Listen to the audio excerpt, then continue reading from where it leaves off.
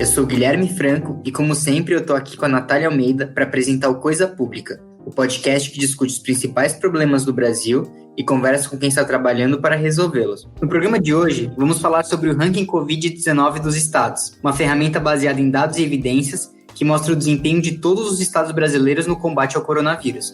O ranking Covid, que é atualizado quinzenalmente e publicado pelo Broadcast Político do Estadão, foi criado para identificar os locais com maior necessidade de amparo em meio à pandemia. Com a mesma metodologia do ranking de competitividade dos estados, que vai para a sua 9ª edição neste ano, ele traz dados e predições possíveis aos estados perante a pandemia. Na última atualização, realizada no início do mês de junho, as regiões Norte e Sudeste ocupavam a primeira e segunda posição, respectivamente, com uma pequena diferença entre elas. Isso significa que as duas regiões são as piores colocadas nesse momento no nosso levantamento. Quem lidera a lista entre os estados é o Pará, seguido pelo Rio de Janeiro, Roraima e Maranhão. Essa é a primeira vez que o ranking não é liderado pelo Amazonas, que permaneceu na primeira posição há cerca de 7 semanas, desde o início do acompanhamento do CLP, no dia 1º de abril. Por outro lado, Santa Catarina e Rio Grande do Sul ocupam as melhores posições.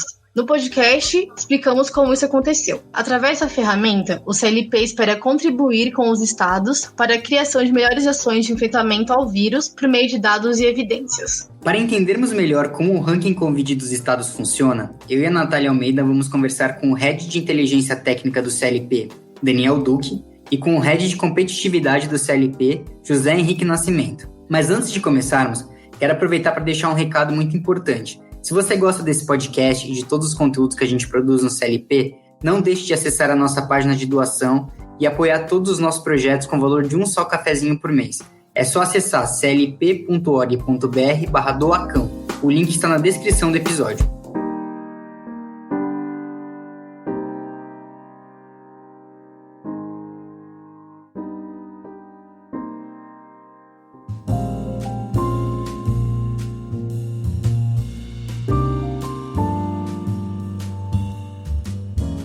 Vamos lá então, a gente sempre começa o Coisa Pública com uma pergunta padrão. Eu vou começar com o José Henrique. José Henrique, quem é você no Estado Democrático de Direito? Fala pessoal, tudo bem? Sou José Henrique, sou do CLP, Head de Competitividade do CLP, há 10 anos nessa luta pela gestão pública e pela manutenção do Estado Democrático de Direito. Sou um cidadão brasileiro e que é apaixonado pela democracia, apaixonado por governo, principalmente por governos eficientes. Obrigado, José.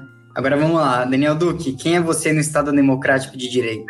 Fala aí, gente, tudo bem? Eu sou economista, formado pela UFRJ, também com mestrado em economia, na mesma instituição. Meu trabalho com pesquisa, principalmente com mercado de trabalho, desigualdade e governo. Também sou Head de Inteligência Técnica aqui no CLP e igualmente preocupado aí com governos eficientes e efetivos na capacitação aí da sociedade. Legal, quero agradecer os dois. E vamos lá então para o assunto principal, que é o ranking Covid dos estados. José Henrique, primeiro eu queria que você me explicasse como que surgiu essa ideia de fazer esse ranking e de forma direta, assim, qual é o principal objetivo desse ranking dos estados? A grande provocação frente a esse problema do Covid-19 e tendo em vista toda a trajetória do CLP já de 9 anos realizar ranqueamentos entre governos estaduais, o nosso grande objetivo foi identificar nessa crise do coronavírus sobre o Covid-19 qual era o pior estado brasileiro a partir dos indicadores e dados disponíveis existentes. Então, o grande objetivo é identificar quais eram os piores estados para, a partir do que o CLP faz e consegue apoiar, seja por iniciativas de comunicação, de elucidação de dados pela nossa área de inteligência técnica, seja por qualquer iniciativa que caiba ao CLP, que nos é possível, tentar ajudar os estados a mitigar os efeitos do Covid-19 perante a sua competitividade e seus indicadores de maneira geral.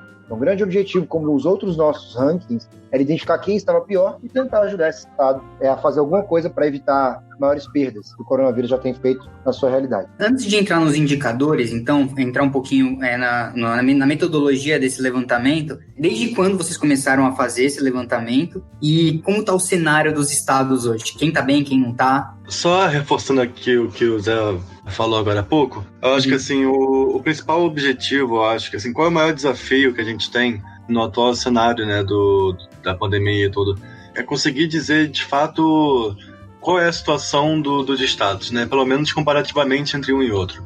Porque a gente tem aí um cenário de muita subnotificação entre estados, a gente tem às vezes, né, falta transparência para um e que não falta tanto para outro. Você tem, enfim, toda uma situação em que é nebuloso dizer, né, é nebuloso identificar realmente qual é o estado na situação mais dramática, né? Só, enfim, usando um ou outro indicador. Então, na verdade, o objetivo para esse desafio é justamente criar, digamos, um indicador sintético que seja capaz de ranquear, de fato, ali os estados, agregando, né, e também mexendo um pouco em alguns indicadores, né? A gente usa aí em torno de 10 indicadores de pelo menos de 4 fontes diferentes, e com isso a gente acredita ser capaz realmente de identificar a situação relativa dos estados, assim, comparativamente uns aos outros, né? Assim, aquele estado realmente está na situação mais dramática do coronavírus em relação aos demais, ou então aquele ali está caindo no ranking, aquele ali está então melhorando a sua situação relativamente. O objetivo principal aí dessa ferramenta é conseguir colocar a situação factual aí dos estados para além dos indicadores mais crus, né? Dos indicadores mais brutos, que a gente acredita que dão uma perspectiva um tanto míope quando analisados sozinhos, né? Legal, Daniel. E até queria, então, já emendar, você falou dos indicadores, que são 10. Quais são os indicadores que vocês estão utilizando para fazer esse levantamento? A gente tem 4 principais fontes, né, para os nossos indicadores, que são os reportados oficialmente, né, pelas secretarias de saúde, tanto municipais aí quanto estaduais, do número de casos confirmados e do número de mortes confirmadas de Covid-19. Então a gente tem esse primeiro dado que é claramente ali o mais relevante, mas ele tem o problema todo da subnotificação, né? Então a gente pega ali dados, a gente pega tanto, enfim, o dado bruto como casos confirmados por milhão de habitantes. A gente também pega a tendência, né, desses casos e a gente olha a mortalidade dos casos, né? Enfim, e a gente olha isso num período de uma semana, ou seja, dos casos confirmados naquela semana, quantas mortes foram confirmadas, né? Enfim, e aí a gente tem aí um percentual de mortalidade, uma média móvel aí de 7 dias, né, mais ou menos. Além disso, a gente usa dados da Fiocruz, que também faz o acompanhamento estadual aí de casos de síndrome respiratória aguda grave, né? É o que a gente chama de SRAG. A Fiocruz, ela separa os dados por semana epidemiológica, né? Então, a gente tem, a cada semana epidemiológica, a gente tem dados novos, né, de SRAG, e já discriminados do que é Covid e o que não é. A gente não vai usar o dado bruto de SRAG, porque ele inclui aí Covid, mas a gente sabe que tem subnotificação. Os casos de SRAG que não são Covid, eles dão aí pelo menos um indicativo, né, de como está a situação real ali. Então, da mesma forma, a gente usa tanto o número de casos, quanto a sua evolução e quanto a mortalidade. Enfim, são análogo ao primeiro caso, né? Enfim, só que aí, nesse caso, não é o número acumulado, é o número de novos casos que aparecem, né? Enfim. Além disso, a gente usa 2 dados do Google, né? O Google está fazendo um relatório semanal de isolamento, né? Que ele pega vários tipos de lugares, né? Assim, eles têm tanto parques quanto lojas e estações de trânsito, trabalho, enfim. E eles analisam quantos % o movimento nesses lugares se reduziu em relação a fevereiro. E, finalmente, a gente também tem um dado de transparência. Ele ranqueia, ele dá uma nota, na verdade, de como estão os dados, enfim, quão transparentes são os dados nos estados. E ele está atualizando isso também semanalmente. Então, com esse conjunto aí de indicadores, a gente cria o nosso indicador sintético, que aí acho que o Zé pode falar um pouco como é que a gente constrói, até porque é ele que, enfim, construiu essa tecnologia aí.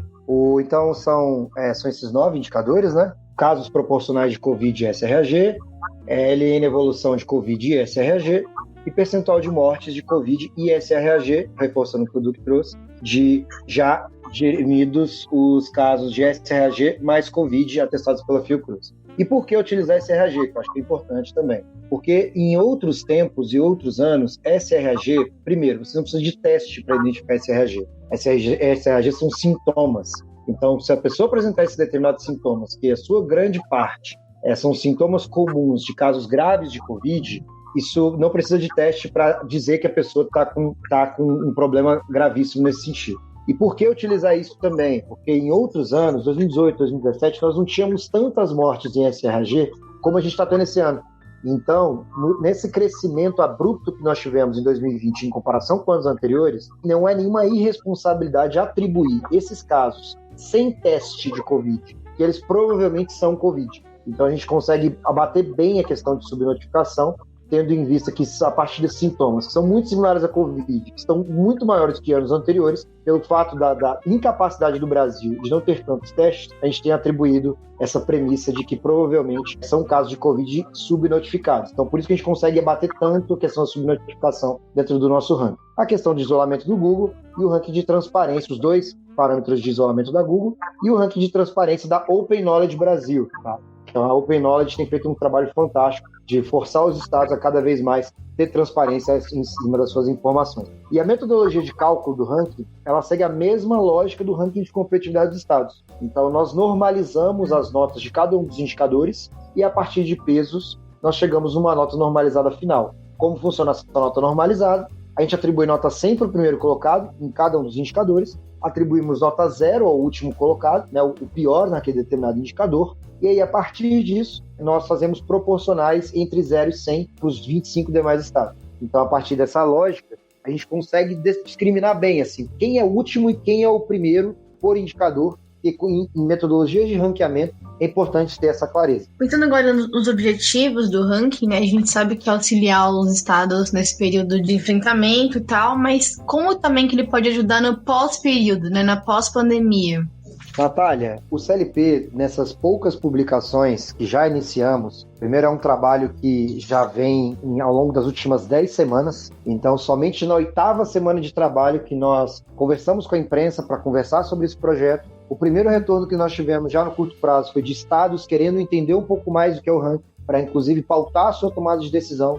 Então, estava dentro dos nossos objetivos de tentar apoiar esses estados nessa ótica comparativa, e isso num curto prazo. Para o médio prazo, nós temos um total interesse de estar correlacionando indicadores do Covid-19, a partir desse ranking, com os indicadores que nós temos dentro do ranking de competitividade, para entender se, por exemplo, segurança pública em muitos estados, nesse período de isolamento social, tiveram melhorias em alguns parâmetros, como quantidade de homicídios, roubos, furtos, ao tempo em que o número de estelionatos explodiu no Brasil. São indicadores que a gente afere dentro do ranking de competitividade e que a gente precisa estar aferindo para entender o quanto o coronavírus impactou na competitividade desse estado. Acho que o mais interessante aí ao longo dos próximos anos é nós entendermos como eles têm impactado diretamente nos indicadores de impacto. Então, quantas pessoas abaixo da linha da pobreza, a desigualdade do Brasil como um todo, como ela tem se aprofundado frente ao coronavírus, tendo em vista a quantidade de empregos que nós estamos perdendo, principalmente dos subempregos. Essas avaliações de longo prazo, a partir do que o CLP já faz, de aferir indicadores em geral e também de forma comparativa, vão ser fundamentais para nós entendermos o quanto uma pandemia, o quanto uma crise não esperada pode aprofundar desigualdades, pode piorar cenários no Brasil, ou pode melhorar, dependendo dos casos, tendo em vista o despreparo, a falta de capacidade que o governo, que a gestão pública brasileira, de maneira geral, tem perante essas crises e fenômenos, né, que são inesperados. Então é isso. No curto prazo, apoiar já o Estado, o que ele tem que fazer.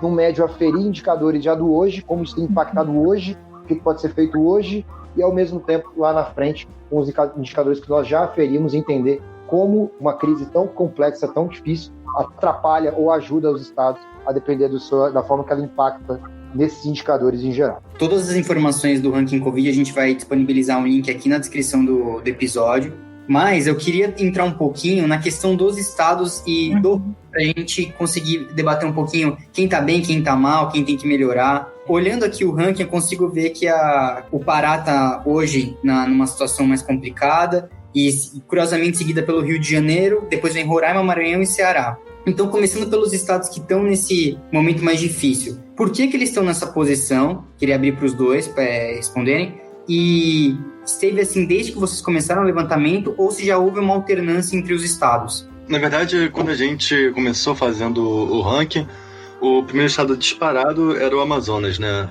E, na verdade, o Amazonas, ele ficou nessa posição por muito tempo. Na verdade, até a última semana. Na última semana, ele estava em primeiro lugar, mas quase que empatado ali com o Pará. E aí, nessa agora, o Pará, enfim, passou, ele ficou em primeiro lugar. E o Amazonas caiu para a sexta posição por uma queda muito intensa aí no número de casos e mortes confirmados aí por o SRG, na verdade, que a gente viu. E a evolução também caiu bastante. Enfim, a questão toda é que o Amazonas, ele virou o epicentro ali, né, da Covid-19, da pandemia, por uma série de, enfim, razões, não só de dificuldade, né, do isolamento, enfim, que houve muito contágio através dos barcos, né, que são um meio de transporte importante ali no Amazonas, e há uma fragilidade muito grande nessa região no sistema de saúde, né, enfim, toda a região norte, também nordeste, que também está passando por situações muito difíceis. Ceará e Pernambuco aí são os estados que estão bem lá no topo ali do ranking há muito tempo. Então toda a região norte e nordeste tem um sistema de saúde muito precário em relação ao restante do país, ao centro-sul do país. Devido a essa particularidade de locomoção da região norte, já tem estudos mostrando que os contágios eles meio que seguem o Rio Amazonas, né? Tem alguns casos que vieram com próprios médicos também, né? Então, isso acabou... Não, exatamente, E como também é um estado também muito extenso, como tanto o Pará, né, quanto o Amazonas são estados muito, muito extensos, toda a coordenação e o próprio controle, né, do isolamento, enfim, são muito difíceis. São as principais razões estruturais aí pelas quais tive esses estados hoje liderando, né, o ranking aí nas últimas semanas, né? Então, no entanto, o Amazonas agora, depois de várias medidas que foram, enfim, implementadas, o sistema de saúde foi muito reforçado, o governo federal também ajudou.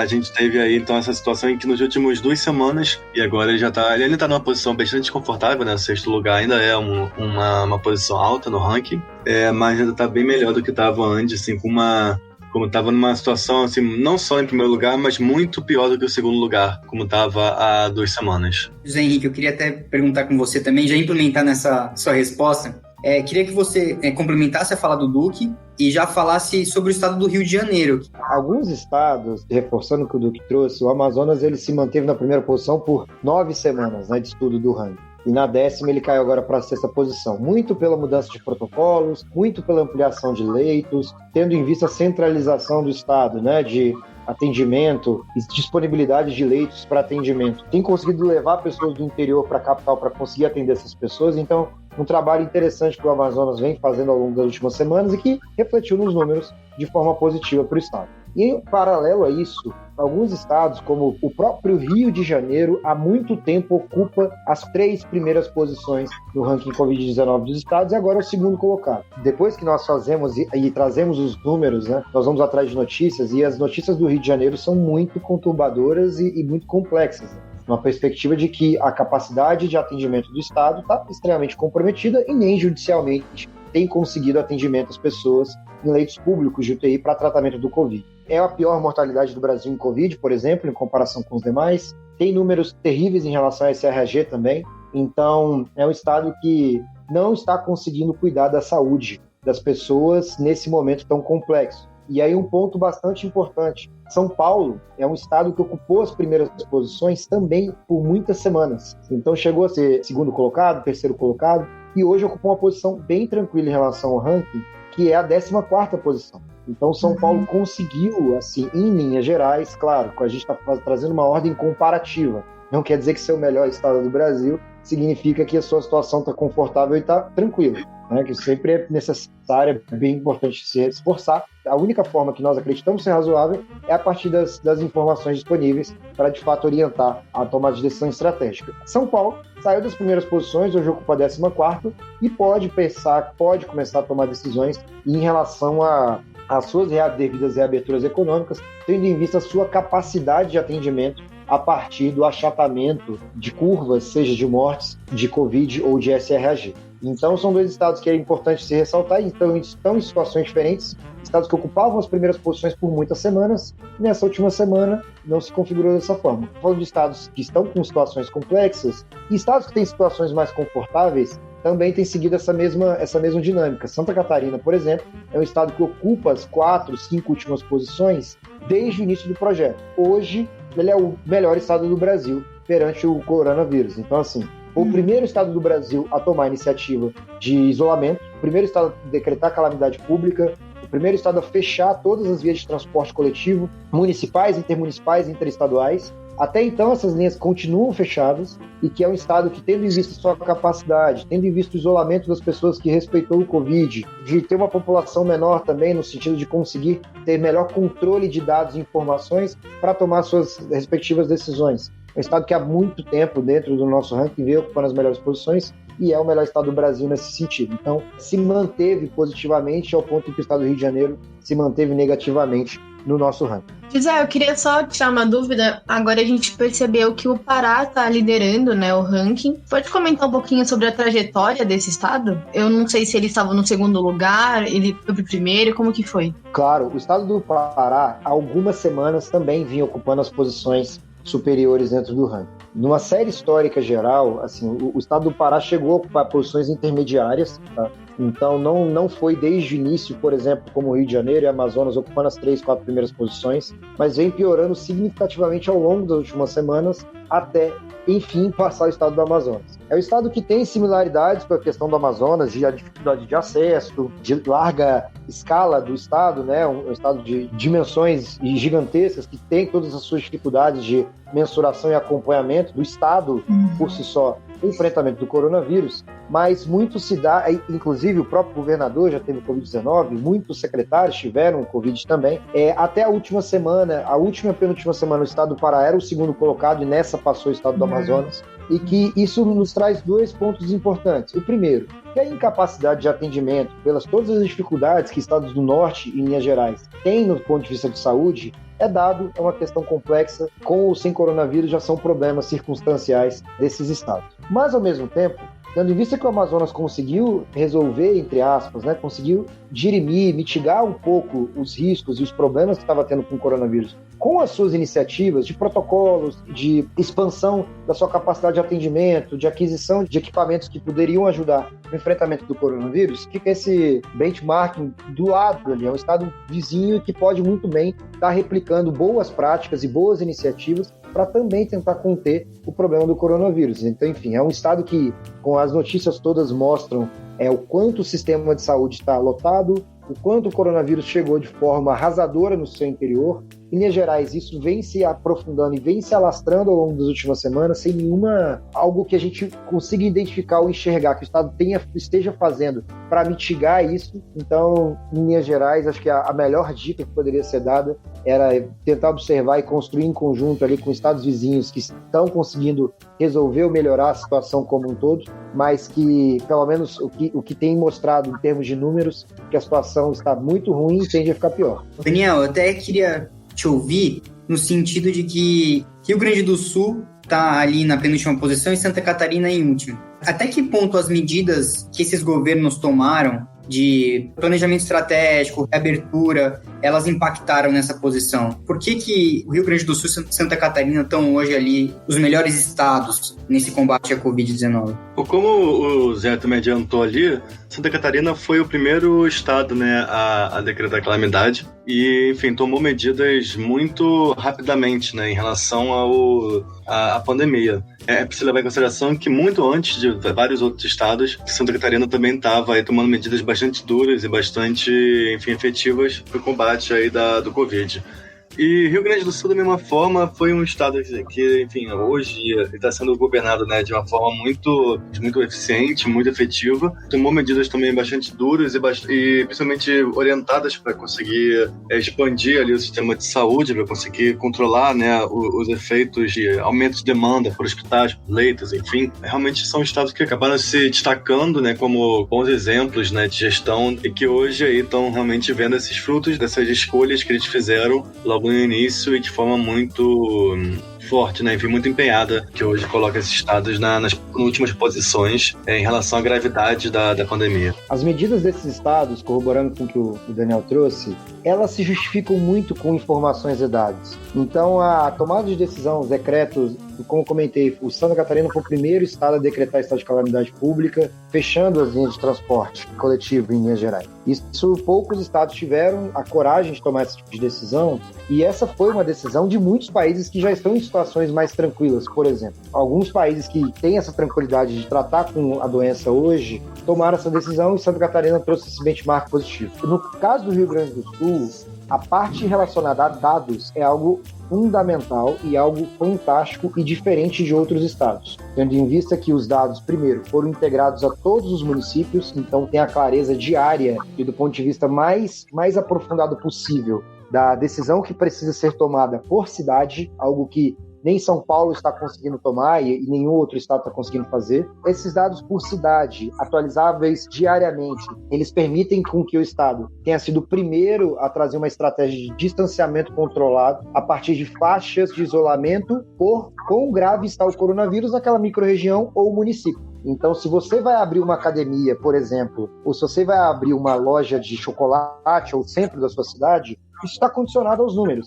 E esses números centralizados no governo, no qual orienta a tomada de decisão a partir de uma base de dados fantástica e bem tratada e disponível para todos da população, para qualquer um estar acessando, da justificativa da tomada daquela decisão. Então, o Rio Grande do Sul hoje ocupa a penúltima posição, já tendo feito a reabertura das suas atividades econômicas. Santa Catarina ocupa a última, já tendo também reaberto, mas com um controle pleno de informações nas quais vão permitir afrouxar ou apertar mais para o enfrentamento do coronavírus. Então, assim, dados e evidências são fundamentais para tomar decisão de qualquer gestor público, e para coronavírus não é diferente.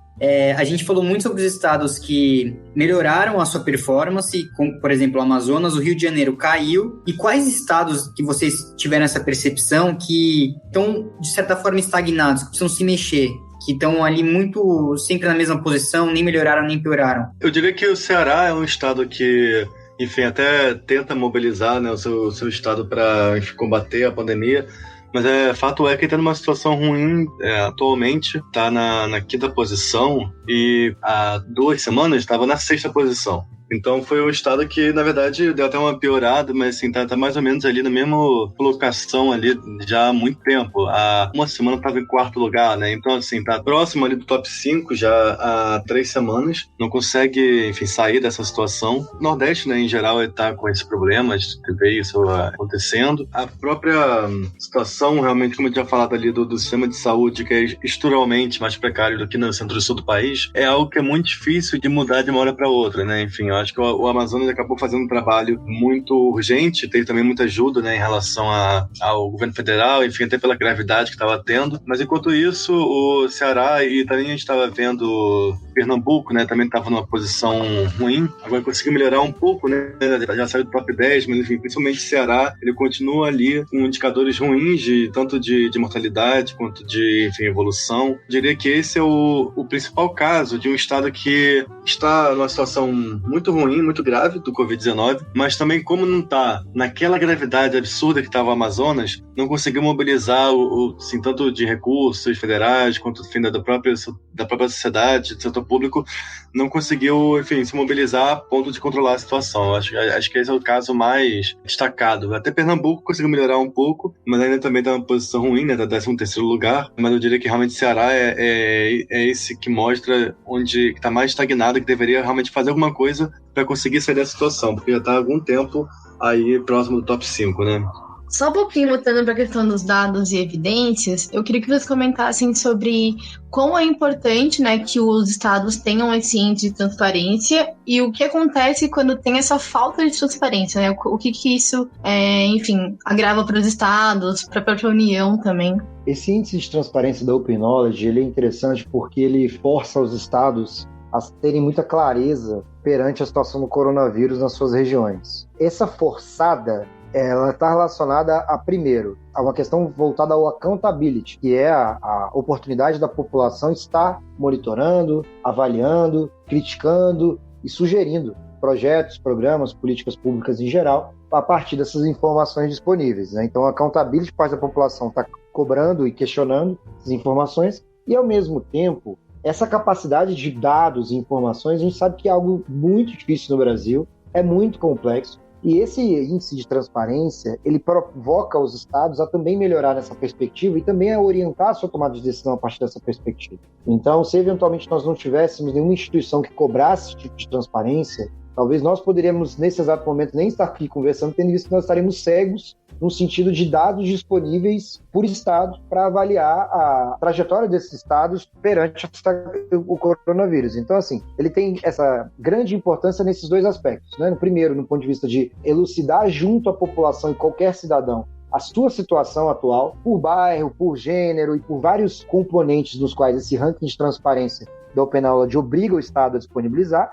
E o segundo ponto, para o Estado também se forçar e se provocar a puxar e elucidar esses números, ao tempo em que utiliza esses números também para definir diretrizes e orientar suas estratégias. Então tem essa importância gigantesca, e para nós, dentro do ranking, também tem uma importância, tendo em vista que estados que não conseguem apresentar dados básicos e mínimos para a população têm forte tendência a estar subnotificando algum tipo de informação. Perante o ranking, ele é bem interessante, muito bacana por isso, né? Porque se o Estado não consegue apresentar dados mínimos, tem alguma coisa estranha. Que a grande vantagem é que muitos estados estão melhorando bem a sua nota ao longo das últimas semanas dentro desse ranking específico. Assim a gente espera que melhorem também dentro do nosso ranking, né, do Covid-19. Eu queria saber, vão ter dados inseridos no ranking de competitividade, ou se não vai ter nada a ver, por exemplo? No ranking de 2020, podem ter novidades, né?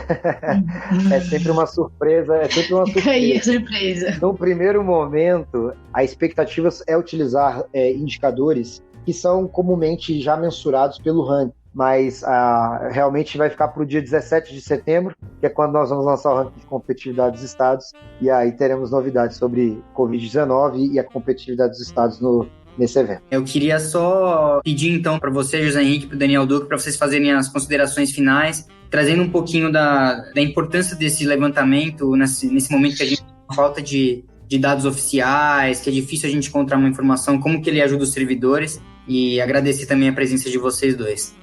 Eu que agradeço. Bom, acho que finalmente a gente pode concluir com um sinal de alerta. Eu acho que assim, a gente está vendo já, tem uma parte grande da população, né, que está um pouco, digamos, cansada, né, das medidas de quarentena, das medidas, enfim, que foram adotadas de isolamento, e eu acredito que as autoridades políticas municipais e estaduais, principalmente, elas estão sentindo um pouco o peso político de manter essas restrições e estão agora, enfim, tomando medidas de relaxamento delas, né? No entanto, a gente vê nos dados que, fora alguns focos, né, fora alguns estados que, de fato, realmente estão com uma situação mais controlada, a gente não está numa situação ainda confortável para que a gente possa dizer, ufa, o pior já passou. Na verdade, eu acho que esse acompanhamento ele precisa ser feito cada vez mais rigorosamente, e qualquer tipo de medida de relaxamento que sem uma avaliação muito bem colocada de situação mais sustentável e controlada para que a gente possa realmente começar a voltar a sair, enfim, eu acho que seria muito, muito arriscado e pode trazer consequências muito piores até para a própria economia e para a própria, enfim, sociedade como no geral, para além daqueles que forem contagiados, do que se a gente, enfim, fazer as coisas com mais calma, olhando os dados, com mais responsabilidade, sem pressa e sem essa ansiedade, né, de enfim, voltar à normalidade, porque, enfim, a situação ainda não acabou, o pior não passou. A gente teve ontem, né, na terça-feira, o maior número de novas mortes em todo aí histórico desde o começo da pandemia. Então, enfim, sem ansiedade, vamos fazer as coisas com calma. Não dá para planejar um relaxamento se ir realmente executá-lo se as condições forem apropriadas e não por cansaço, não por ansiedade. Enfim, acho que essa é a minha consideração final. Eu agradeço também a disponibilidade, o tempo. Reforço que o time, eu e o Daniel, nós estamos sempre à disposição para estar conversando e dialogando com qualquer cidadão e principalmente líderes públicos, né, que estão no front enfrentando esses problemas. Reforçar que a instituição CLP tem trabalhado em diversas frentes para apoiar o enfrentamento do Covid-19. E essa é só mais uma, e tem uma expectativa de estar orientando a partir de dados e números como os estados podem mitigar efeitos do corona, como eles podem evitar crescimentos desenfreados de casos, de mortes, e como eles podem efetivamente enfrentar esse problema tão grave a partir de, inclusive, uma série de práticas e o que nós temos observado e recebido de vários governos para, enfim, enfrentar o coronavírus. Então, obrigado. Nós vamos seguir com essas atualizações quinzenais do ranking Covid-19. Estaremos nessa lógica de atualização até que exista uma vacina, reforçando o que o Duque trouxe. O problema está longe de ser resolvido. No Brasil, isso está só piorando, na verdade. Se as devidas medidas não forem tomadas de controle, de atendimento, de, enfim, melhoria de protocolos de regulação e questões relacionadas à gestão como um todo. Para enfrentar o coronavírus, dificilmente a gente vai conseguir mitigar os efeitos como vários outros países já mitigaram. É muito sério, a gente precisa ter muita clareza e principalmente muito acesso a dados e informações. Então, é isso. Obrigado e contem comigo, contem com o CLP. Um abraço. Eu agradeço então o José Henrique Nascimento, o Head de Competitividade do CLP, e o Daniel Duque, Head de Inteligência Técnica do CLP. Até mais, gente. Até.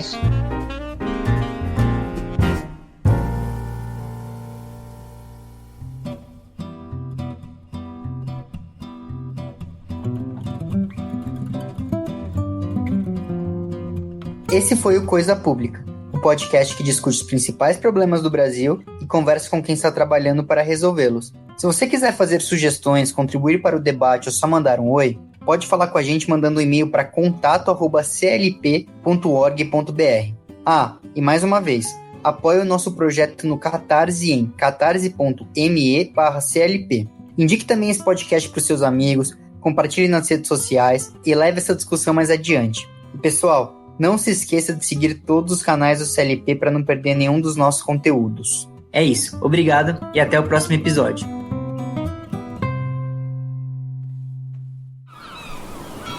Este podcast foi editado pela Maremoto.